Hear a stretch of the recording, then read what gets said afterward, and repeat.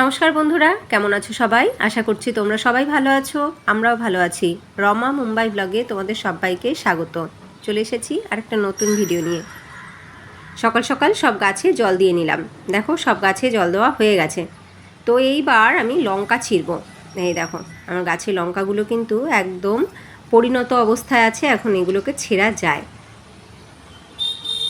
এই দেখো সবই এখন তোলবার মতন লঙ্কা, বড় লঙ্কা। ছোট একদম সবে হয়েছে এরকম লঙ্কা নেই। ওই দেখো ওই লঙ্কা দুটো তো পেকেই গেছে। এই যে এখানে আরও আরেকটা রয়েছে, দেখো পেকে গেছে। তো এখন আমি এই পাকা লঙ্কাগুলোকে ছিঁড়ে নিচ্ছি। কাঁচাগুলো ছিঁড়বো না, কাঁচা লঙ্কা ঘরে আছে। আর কাঁচা লঙ্কা ঘরে আছে বলেই না ছিঁড়তে না ছিঁড়তে এগুলো পেকে গেছে। তো যাই হোক আজকে পাকা তিনটেকেই ছিঁড়ে নিচ্ছি। আগে দুদিন লঙ্কা ছিঁড়েছিলাম গাছ থেকে, 6টা 6টা 12টা। তো ওই লঙ্কা খেয়ে দেখেছি কি ঝাল কি ঝাল। চলে এসেছি কিচেনে, এখন রান্না করব।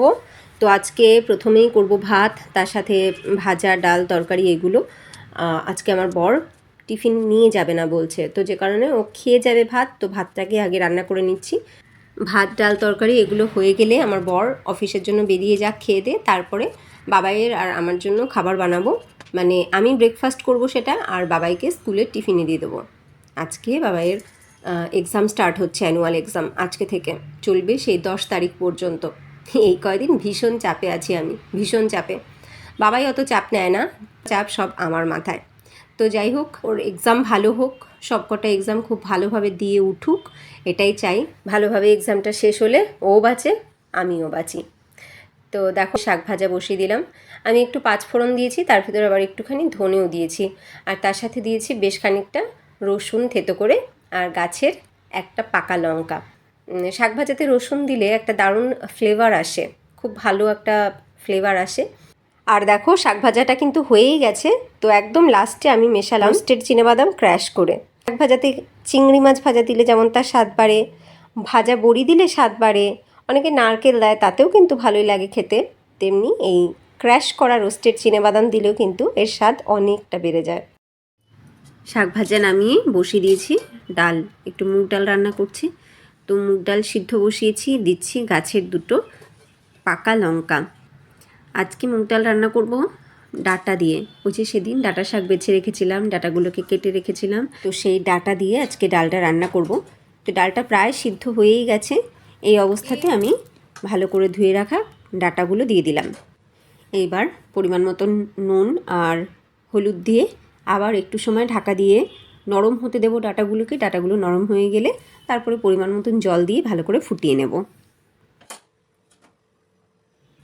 ডাল প্রায় হয়েই গেছে। তো ডালে আজকে আমি প্রথমে ফোড়ন দিইনি, তো এখন লাস্টে ফোড়ন দেব। তো একটা তড়কা পানির মধ্যে সর্ষে তেলের মধ্যে একটু জিরে দিলাম, দিলাম শুকনো লঙ্কা, এবার তেজপাতা দিয়েছি। ভালো করে সব ভাজা হয়ে গেলে কিছুটা হিং অ্যাড করব, তারপরে পুরো ফোড়নটাই ডালের সাথে মিশিয়ে নেব।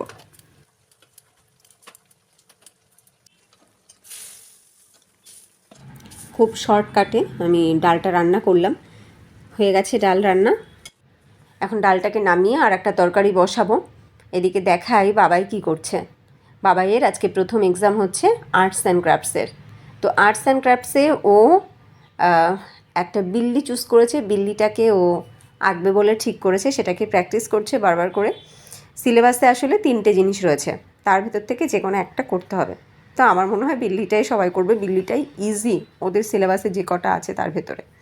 বাকি দুটো সত্যি একটু টাফ, আমারও তাই মনে হয়েছে। দেখো এইমাত্র একটা প্র্যাকটিস করেছে, এটা কিন্তু খুব সুন্দর হয়েছে। দেখো আমার তো বেশ পছন্দ হয়েছে।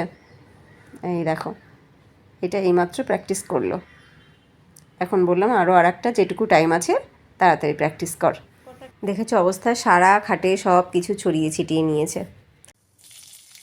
এইবার আর একটা তরকারি রান্না করব, তাহলেই হয়ে যায়। আমার বর খেয়ে বেরিয়ে যাবে, তাহলে ও এখন রেডি হতে গেছে। তো আমি একটুখানি সর্ষের তেলের মধ্যে জিরে ফোড়ন দিয়েছি কাঁচা লঙ্কা, তার ভেতরে দিয়ে দিলাম কেটে রাখা আলু আর ডাঁটা দিয়ে তরকারিটা করব।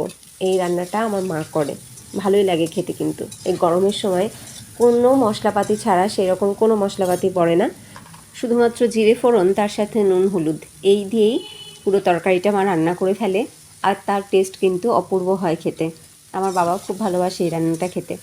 তবে মায়ের হাতের মতন টেস্ট হবে কি না জানি না, চেষ্টা করছি। নুন হলুদ দিয়ে ভালো করে নাড়াচাড়া করে নিচ্ছি। একটু ভাজা ভাজা হয়ে গেলে তারপরে কিছুটা জল দিয়ে ঢেকে রেখে দেবো আলু এবং ডাঁটা সিদ্ধ হতে।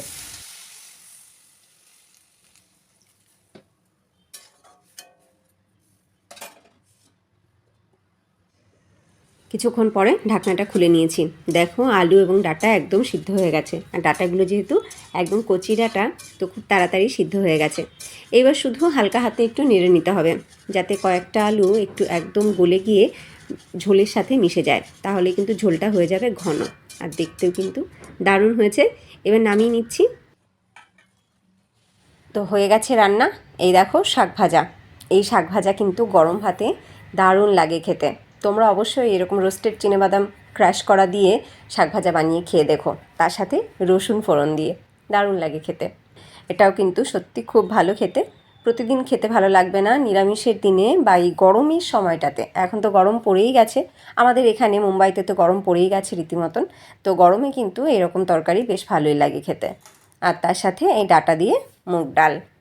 সেই ভোর 5:30টার সময় ঘুম থেকে উঠেই আগে কিচেনে আসতে হয়, মানে ঘুম থেকে ওঠো আর গ্যাস অন করো, রান্না শুরু করো, এই হচ্ছে পরিস্থিতি। তো যাই হোক, তাড়াহুড়ো করে রান্নাবান্না কমপ্লিট করলাম। বর খেয়ে দিয়ে অফিসে চলে গেল। এইবার আমি বসেছি আমাদের ব্রেকফাস্ট, মানে আমার ব্রেকফাস্ট বানাতে। এটা আমার ব্রেকফাস্ট আর বাবাইয়ের স্কুলের টিফিন। তো বানিয়ে নিচ্ছি একটুখানি চিড়ের পোলাও। আমি সর্ষে ফোড়ন দিয়েছি, সর্ষে শুকনো লঙ্কা, আর তার সাথে দিয়েছি পেঁয়াজ কুচি, রোস্টেড বাদাম। এই দিয়ে খুব ভালো করে কিছুটা ভাজা ভাজা করে নিয়ে হলুদ দিয়েছি, আর তার সাথে চিড়ে ভালো করে ধুয়ে অ্যাড করে নিয়েছি। তার ভেতরে দিয়ে দিলাম সামান্য একটুখানি চিনি দিলাম, আর দিলাম একটু লবণ। এইবার খুব ভালো করে মিশিয়ে নিচ্ছি। এই চিড়ের পোলাওতে একটু কারি পাতা দিলে বেশ ভালো লাগে। ঘরে আজকে কারি পাতা নেই, এটা দিতে পারলাম না। যাই হোক, এই চিড়ের পোলাওটা যদি আমি টিফিনে দিই, বাবা কিন্তু পুরোটা ফিনিশ করবে। ও খুব ভালোবাসে এটা খেতে। আর এটা খুব তাড়াতাড়ি বানানোও যায়, আবার হেলদিও বটে। অনেকটা হেলদি, খুব ইজি এবং তাড়াতাড়ি হয়ে যাওয়া একটা খাবার। যাই হোক, আমার পোলাও হয়ে গেছে। এবার আমি আমার জন্য বেড়ে নিচ্ছি, আর বাবার জন্য একবারে টিফিন বক্সে ভরে ফেলবো।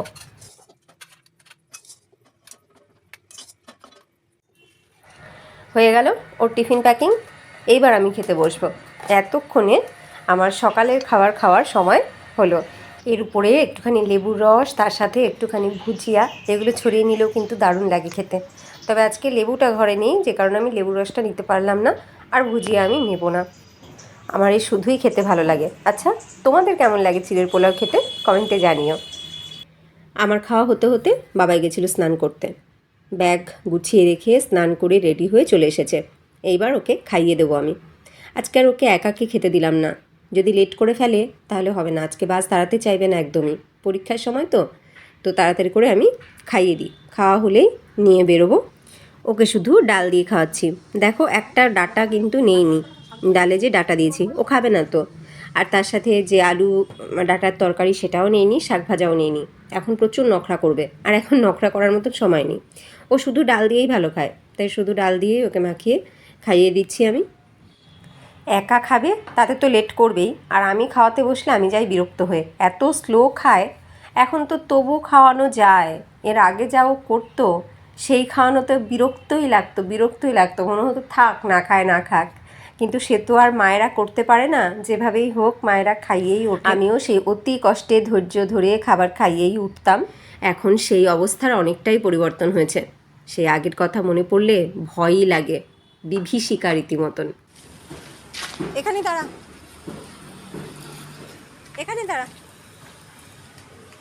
এইবার বাবাকে নিয়ে চলে আসলাম। বাপরে বাপ, সারাটা সকাল যে কি গেল আমার উপর দিয়ে। সেই ভোর 5:30টায় ঘুম থেকে উঠেছি, সেই থেকে এই পর্যন্ত। এখন বাজে 11:30। এই 11:30 পর্যন্ত মানে প্রচণ্ড সেই শ্বাস ছাড়ার সময় নেই আর কি, এরকম ব্যাপার।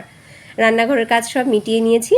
এইবার বাবাইকে বাসে তুলে দেব। তোমরা দূর থেকে ওকে আশীর্বাদ করো, ওর এই অ্যানুয়াল এক্সামটা যেন খুব ভালোভাবে হয়, ভালো রেজাল্ট করে ও ক্লাস 5 থেকে ক্লাস 6-এ উঠে যায়। যাই হোক, চলো ভিডিওটা আমি এখন এখানে এন্ড করি। তোমাদের ভিডিওটা ভালো লাগলে লাইক করো। দেখা হচ্ছে আবার নেক্সট ভিডিওতে। সবাই ভালো থেকো, টাটা।